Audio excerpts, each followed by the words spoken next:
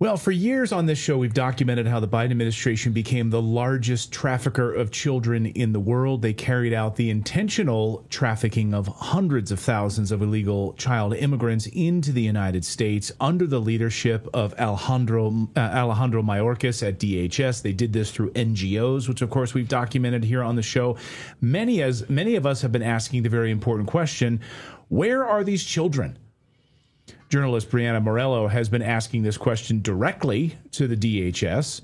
You brought these kids in. Where the hell are they? Yes, we know we have a new administration in place, but the swamp rats are still in place. Brianna got an answer in this bombshell report that she filed yesterday, and Brianna joins us now. Great to have you on the show for the first time. Welcome.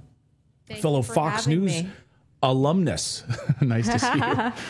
Yes. Yeah. This is a complete bombshell. And it's heartbreaking to kind of go over the numbers and to see what's actually happened. But like you just mentioned, the Biden administration did everything possible to help human traffickers out rather than protect these children. We've now confirmed, unfortunately, that HSI, which is out here trying to find these children, just make sure that they're okay. They're doing these well-being checks. Well, they've tried to reach out to 100,000 of these children. And sadly, 95% of the children they can't seem to find. And unfortunately, what's happening here is they were given fraudulent addresses, names, and they were poorly vetted, their sponsors prior. Now, this isn't any shade to the Trump administration. They're trying. This is more about the Biden administration and what they did, because they just allowed these kids to come into our country. They had no idea who they were handing them off to.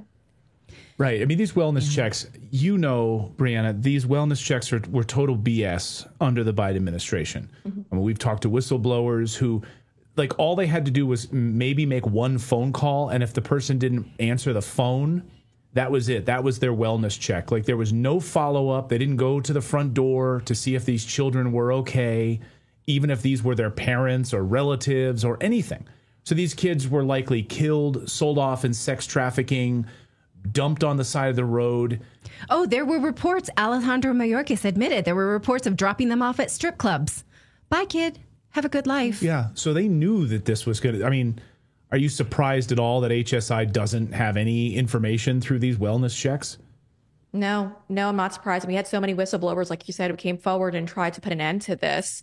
And sadly, the federal government did everything within their power to shut them down and to make sure that they couldn't come out and speak out on this issue. And if you guys remember, too, during the first Trump administration, he started implementing DNA testing. So when those who were coming in as family units claiming to be the parents were tested, you could prove whether or not that they're actually their children. Well, unfortunately, the Biden administration shut that down and stopped the DNA testing. So one has to just wonder, were they doing everything within their power to make sure that they were making the jobs of these human traffickers a lot easier? And I mean, at this point, I'm sold on that. I think that the Biden administration knowingly put these children into the cartel's hands.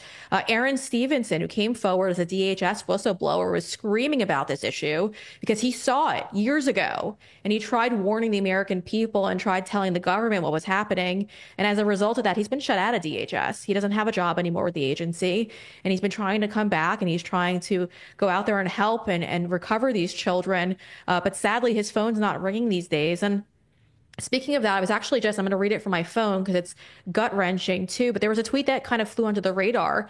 HHS tried coming out and telling the American people that this is due to the Biden administration, that during the Biden years, so the start of August of 2023 till the inauguration, that ORR, which is the refugee resettlement program that they have, is digging through nearly 65,000 reports of concerns about unaccompanied alien children. Now, these reports were mostly ignored, many dismissed. Each one of these missed reports was a missed opportunity to protect these children. But specifically, and this is according to my sources, they were coming out and saying that when they were listening to these calls, these reports that the Biden administration failed to follow up on, these were in some cases children who were legally brought into our country calling and asking our federal government for help because they were being sexually abused by adults.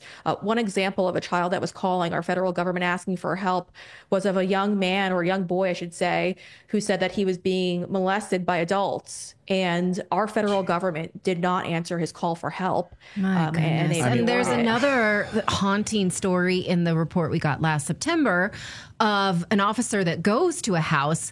The woman says, actually, my husband is abusing this woman, this child that you've placed in our care. So you need to do something.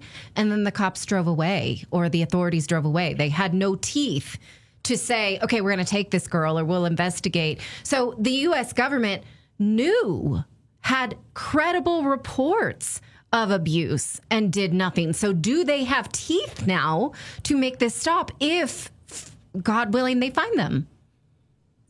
Yeah, the Trump administration has it's an uphill battle. I mean, cleaning up the mess that was left from the previous administration is going to be not only a full-time job, but overtime. I mean, the reality is HSI needs all the assistance they could get. And I don't know if they have it currently within the current budget. Now, I'm obviously personally against growing these federal agencies, but they need more tools to find these children. I mean, we're talking about over 325,000 children who they need to track down. DHS saying we've only been able to confirm about 5,000 of those so far. Going through those numbers, knocking on those doors to see where these kids are, it's going to take forever. They could run the biometric data that they have, because anyone who comes into our country, they do pull your biometric information. They could try to find all of this, maybe search online.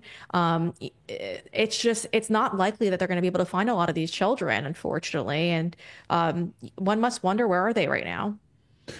You know, let me ask you a tough question, because over the past few weeks, I've been looking into the corruption at HSI, which, of course, for those of our audience that doesn't know, HSI has kind of flown under the radar. Mm-hmm. You know, we talk about DHS. HSI is obviously a part of DHS. Why were there HSI agents in Butler, Pennsylvania, the day that Trump was shot? Why were there HSI agents at the Claritin Gun Club in Butler, Pennsylvania, with Thomas Crooks? So many questions and concerns about HSI trying to undermine Kristi Noem. Why did these people suddenly know that she was out to dinner at this particular location when she has her, she gets roughed up, basically has her purse stolen? Like, it's very convenient. So there are concerns that there's a rot inside Homeland Security, even among HSI. Do you feel like, talking to your sources, that they feel like, hey, these are all good guys surrounding me, we're really trying to find the children? Or do these sources that you're talking to feel like, I might be surrounded by rats here? Yeah. I think for the most part over at HSI that they are a little bit more optimistic that people do have the best intentions. But I don't know if you could actually have the best intentions, because we've known about this for quite some time now, that this was happening for years now.